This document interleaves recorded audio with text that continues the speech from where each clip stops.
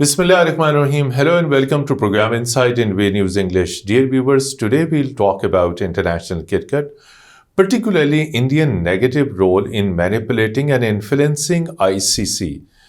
So when we talk of Indian cricket and ICC, both are the same look or the same picture.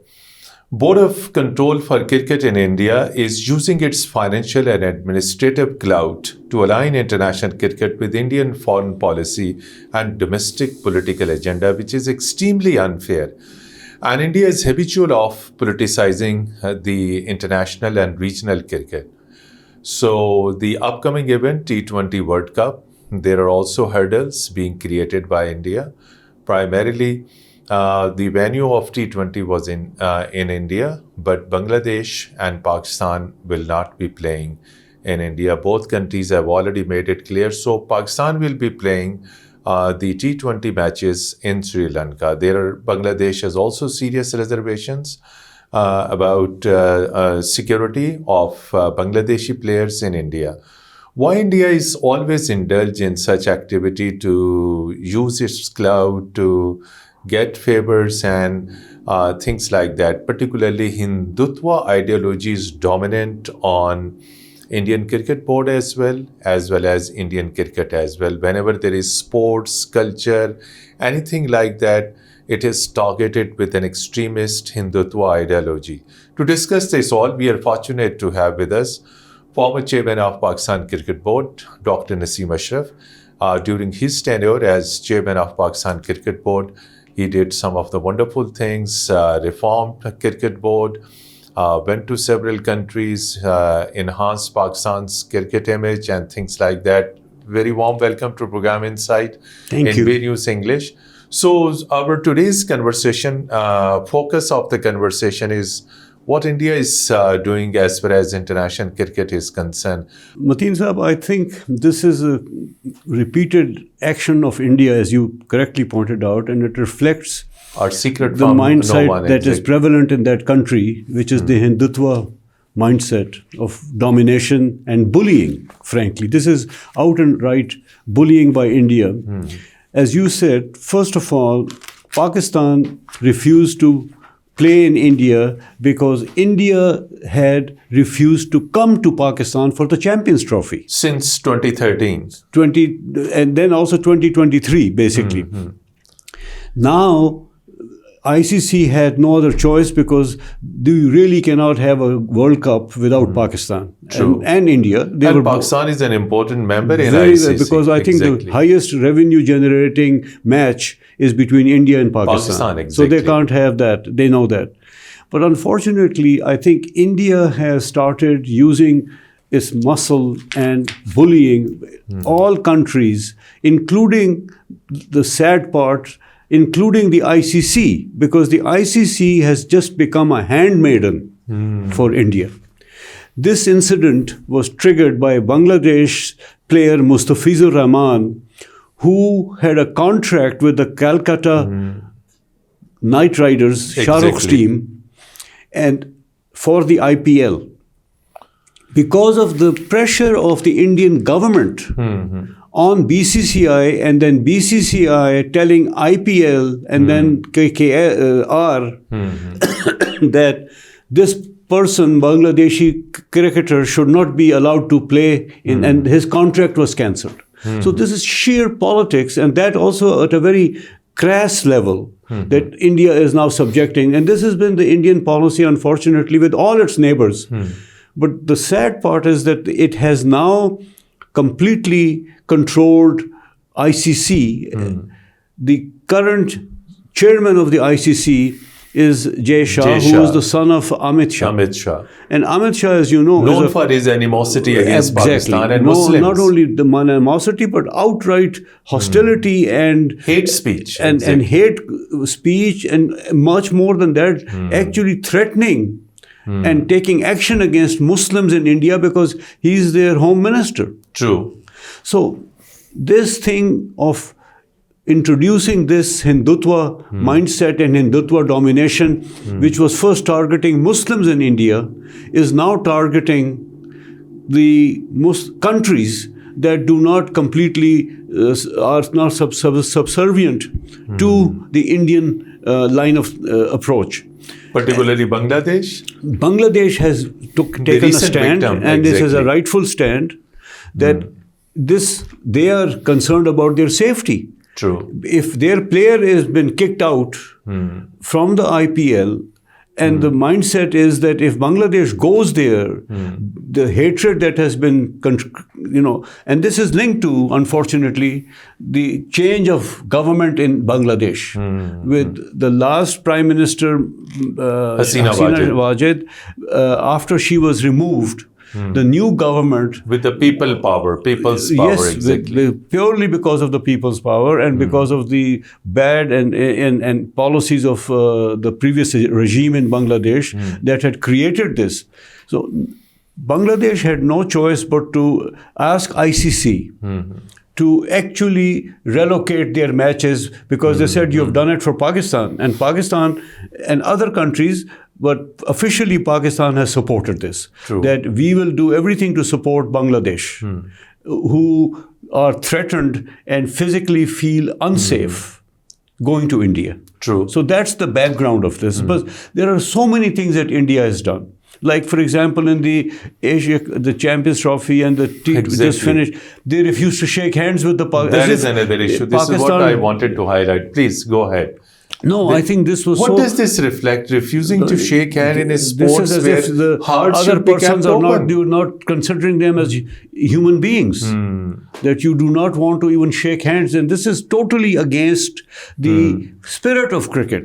Exactly. And I hold ICC 100% responsible for that fiasco. Because they should have taken a stand. Every place that somebody does something which is an infraction of the rules, which this is clearly, ICC takes an action and they penalize either the player or the team or the board. But when India refused to shake hands, the ICC just looked the other way. So I think this is really something that the ICC needs to look at. Is this something going to be good for cricket? Absolutely not. Not. So is it India's, because of financial contribution in ICC, it used its clout, administrative clout and financial clout? Absolutely correct. India is the single biggest generator. More than 70% of the ICC revenues comes from India. And because of that, India dictates these terms. India dictates. Without realizing that this is going to be bad for them in the long run. Ultimately, this will hurt cricket. And that would also hurt the sponsors who will actually start going away. And many ICC countries have, in the board meeting, asked India to actually just now mellow down and fix its relations with its neighbors, meaning particularly Pakistan. True. So I think this is something that, first of all, is wrong morally, to bring politics into sports. Number two, it is something that is so dangerous because this is spewing ethnic hatred and bigotry. And that can actually not only be bad for sports, but it's actually unsafe for the teams, for the players. And I think this is something that ICC has to be now, they have to really come out and they have to actually take a stand, which they are not. And currently, as you said... So why ICC is reluctant in taking some stand or a firm again, position? as you said, because of the financial implications, because just the money factor. And that is so crass and dangerous. Morally, it's terrible, but also legally, it's completely, against the rules of ICC. What are your expectations from this upcoming T20? As you said earlier that originally it was India, but Sri Lanka was made another alternate venue because of Bangladesh and Pakistan. No, at that time only because of Pakistan. Only because Pakistan was Pakistan not ready to go to India. had been the one to say we will not travel to India. At that time, the Bangladesh issue had not been raised because Mustafizur Rahman was just released and the contract was broken only a month ago. After that, Bangladesh also said that we will not travel to India because we are unsafe. True. And for safety reasons, they said, please move our matches also to Sri Lanka. True. So now, at this point in time, whether something will happen, I'm not very hopeful. I think that the Indian and ICC hierarchy is dead set on trying to punish Bangladesh. Because they said, how dare you refuse to come to India? And Bangladesh so far and their team and their board has very rightfully taken a principled stand. And they said that if our player has been removed from the contract, then we are not going to come and play here. Simple. And that player has already been removed from He's already been removed. Yes. Exactly. Yes. So, T20, which is taking place in February, so the matches which are in India, so other countries might be playing that. Yes. Pakistan and Bangladesh are expected to play in Sri Lanka. Pakistan for sure. Pakistan's all matches are in Sri Lanka. Bangladesh, the issue is still being looked at and discussed. True. And at this time, there is an impasse between ICC and Bangladesh. Whether Bangladesh is allowed this concession that they should be played, their matches should be played in Sri Lanka is unclear. What should be done at the platform of ICC to address security concerns? I think ICC should be very clear and give a no-nonsense warning advisory to or India, warning. saying that this element of Hindutva and religious domination and persecution of minorities, particularly Muslims in India. I have seen and I've met many Muslims from India in America who have outrightly told me that they had to leave India because their lives were threatened. These are people, especially from the media. They are especially people from the media. Who left India. So whenever in the past Pakistan used to play in India, yes. And any Indian Muslim who used to chant slogan in favor of Pakistan used to be punished, arrested, beaten up. Yes. What does this reflect? This reflects basically, unfortunately, the Hindutva mindset of the Modi Raj. The Modi Raj is a Hindu-dominated, complete domination of all minorities. They believe in ethnic cleansing. They've openly stated it. True. The Prime Minister and the Home Minister have clearly, publicly, many times said that India is a Hindu religion. And we don't... It's no more a secular state. It's not only not a secular state, but we don't want any other minorities even living here. If you remember a couple of years ago, they even said that the passport issue, when they said we would issue the passport, they said to everybody except the Muslims. Except the Muslims, true.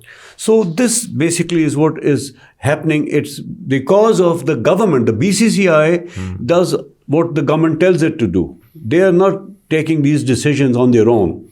So how you see the entry of some of the new countries into the international cricket? Yeah, it's very interesting. And I think it's good. I am for it. Some of the countries which like never... Italy, for example. For example?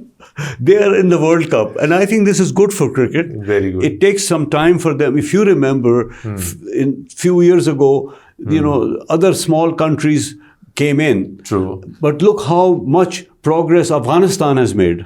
Tremendous. They are now a world-class team, at least in T20. In T20, They've beaten almost everybody, including Pakistan. Top teams. Top teams. They've beaten Australia, they've beaten Pakistan, they've beaten New Zealand, they've beaten everybody. So I think this is good for cricket. And I think that Pakistan also has always supported entry of new teams. We were the ones who brought in Sri Lanka in '86. And now Sri Lanka is an international we brought team. in Afghanistan.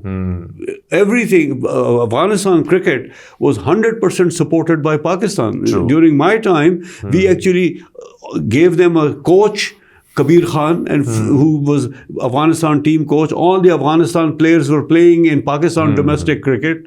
They were in Peshawar. True. Most of them were born in Peshawar. True. But unfortunately, they don't accept that. They don't acknowledge that. What is your prediction about Pakistan in T20? And at the same time, please highlight some of the grey areas of Pakistani team that could be improved. So there is almost a month to go.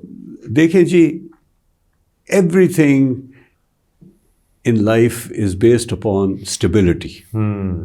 Pakistan cricket का जो biggest issue has been repeated and too many changes. And I think you may call it political interference. But it is political interference. But I think this, hopefully now they have tried to create a approach and an environment in which the team has been selected, from a lot of headhunting. And also the captain has been, in the last 3 or 4 years, 4 chairmen were changed, 16 selectors were changed. What does this mean? Why it is done? This is the sad part about Pakistan. So I think now, at least Pakistan, they are trying to do it.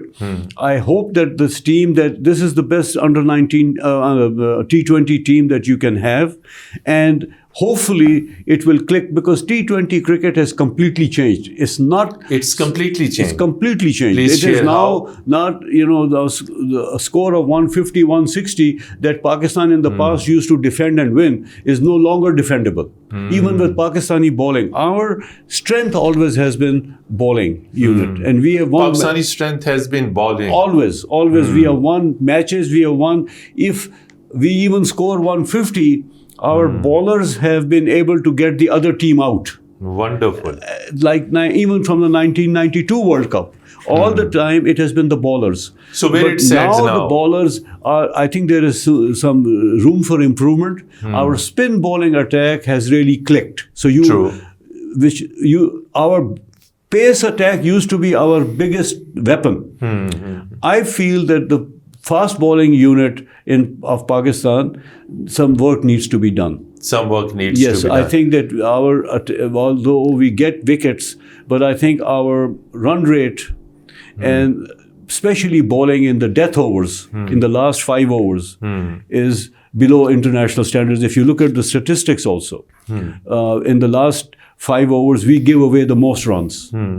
Similarly, also in the batting side, in the power play, the first 6 overs in T20, our performance is second last from the bottom. So I think these are areas that they will have to work in, and they are working on it.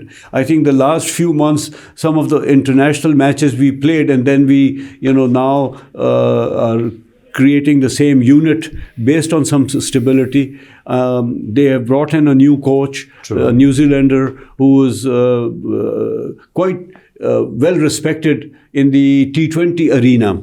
He was coach for one of the major teams in IPL and did good. So Pakistan has we always support Pakistan. Pakistan is a team that can on any given day beat any team in the world. Our problem has been consistency. And is there any security issue in Pakistan? No. Pakistan is absolutely 100% safe because of the arrangements we make, because of all the security apparatus and all the international consultants who come before any team. They review security like next week, Australia is coming to Pakistan. We're going to play 3 matches with Australia T20 in Lahore. So I think Pakistan is, and all the world teams have accepted that for the last several years now, that Pakistan is a good, safe country to go, and they enjoy that. 2023 and 24, we have seen return of international cricket to Pakistan. All international teams came, played, including South Africa, Zimbabwe, and even Australia, and even number England, of 3 visits. Exactly. So how you see this return of international? See, the propaganda has been, unfortunately, all Indian directed.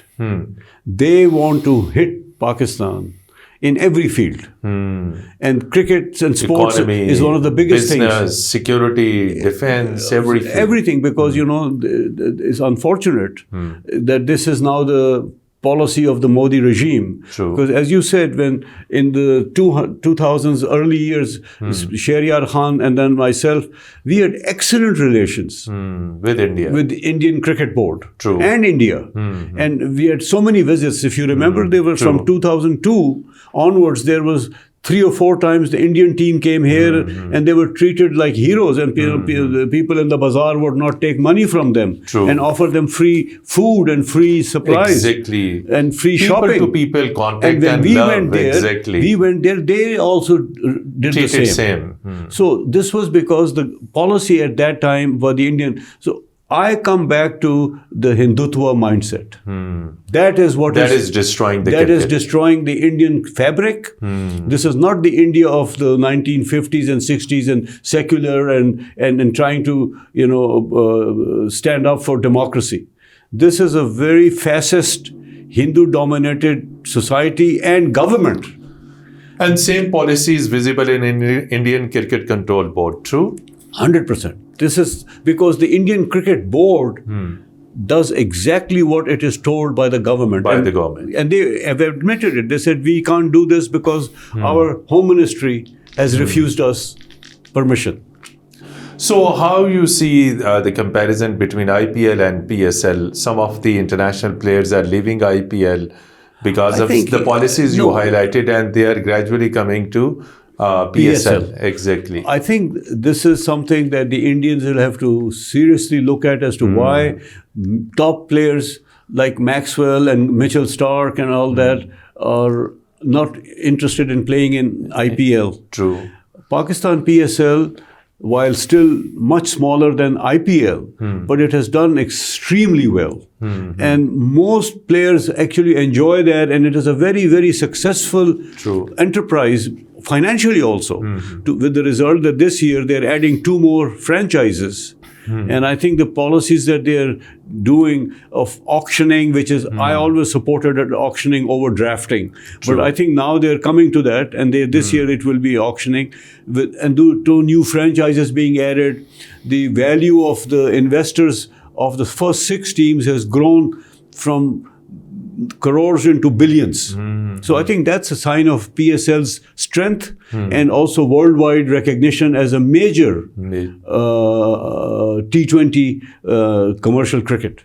And before I go to match fixing question, I would like to seek your comment of the role of the Pakistani Armed Forces in providing a secure atmosphere in Pakistan for international cricket. So I think security is the first requirement. And I think that's Pakistan has been a victim of terrorism. And I think our armed forces and our government has constantly fought against terrorism, whether it is domestic or international. And I think the sacrifices by our armed forces, especially, the Jawans, and also Pakistan, by the way, is one country where unfortunately, the ratio of officers versus Jawans being killed in battle is one of the highest in the world. It's the highest in the world. So from that you can determine that how much work has been done and all the different muhims that were started by the armed forces. That is the prerequisite. If we did not have peace, if we did not have security, you will not have any trade, what to say, of sports. So hats off to everybody. Everyone. And I think, so what about our police? Exactly. Police is first line of duty. First line of duty, exactly. So say something now. In the past, cricket was, of course, it brought bad name. Globally, I am talking about because of frequent match fixing incident. What about this? Is it now controlled to some extent? Does it exist? Or if it exists, what is the mechanism to watch and counter this malpractice? I think that since 1999, the ICC has to be commended because they brought in a mechanism, a framework to wipe out match fixing. Complete match fixing has been completely finished. There were some isolated instances of spot fixing. Okay, spot fixing. Yes, in which they would, not match fixing, but spot fixing. That like spot could be fixed. There are teams there are players from anywhere in the world that have done that. Even, all big name players. They were punished. They were, and they were. So that, I think, there is no match fixing anymore. Occasionally, you hear of a player from one team or somebody, or at a junior level, B level. But as far as that is, let me tell you something else very interesting. the epicenter Of for match fixing is India. that's beautiful. Pakistan and all other world countries have repeatedly asked India that you should legalize gambling in your country, because then that will remove match fixing.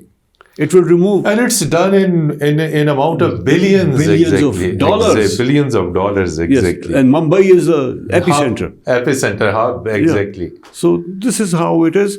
But I think overall, You have spoken out now clearly that it is basically India. everybody knows that. Everybody knows. Yeah.